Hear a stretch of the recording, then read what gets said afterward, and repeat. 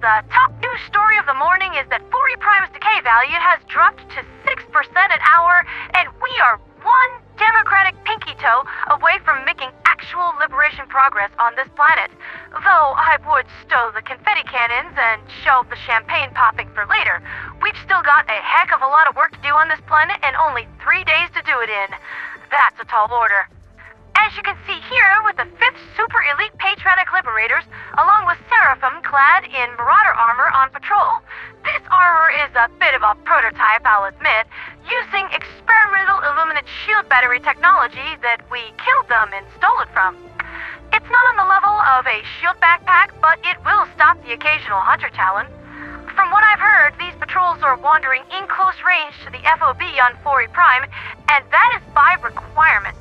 If they stray too far out, they risk being surrounded by a sudden bug breach, and a Helldiver dock isn't always available to save their bacon, you know what I mean?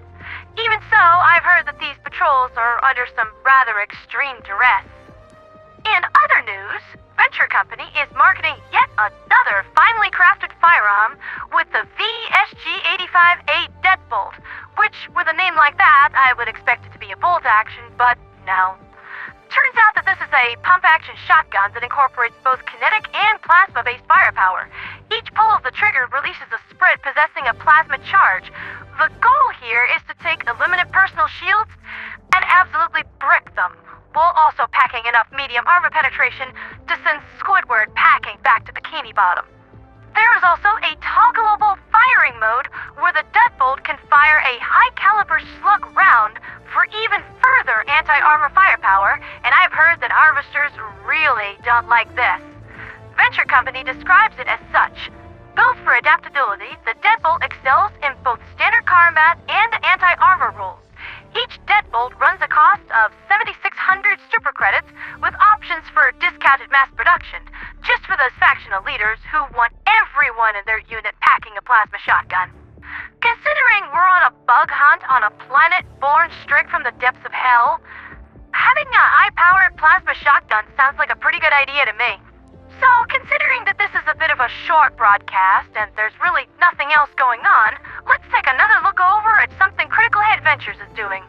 This video was uploaded about 8 days ago from the Western Front, where CHV was apparently feeling like breaking up the monotony of squid hunting with a little bit of creative bot slaying. Can't fault a man for that. As long as you're putting bad guys in the dirt, you're doing democracy's work.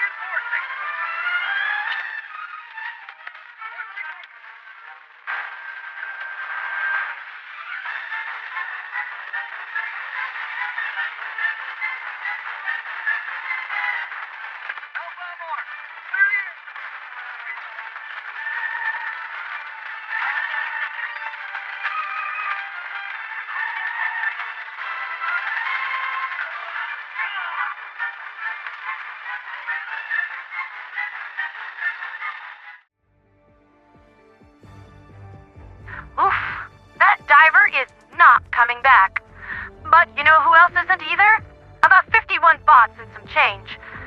That was an expensive push for the mainframe, and I imagine he's learning by now that divers are positively insane and have absolutely no issue perishing as long as they can take a few bad guys with them so that they can all cuddle together in hell. You see, dear listeners, we have no fear of death, and thus we remove its hold over us. Well, except for me. I am way too pretty to die, but I don't see a problem with sending one of my fish units out to give the enemy the witness me treatment. That's been Liberty's latest with me, Pondera the Radio Angel. Keep pushing, Helldivers, we almost got this. At last, after nearly a year of staring at this gigantic, awful fart cloud, we are so close to wrestling the window controls away from Uncle Buggy and venting this celestial minivan and getting some pure air back. For liberty, for freedom, for democracy, and for Super Earth.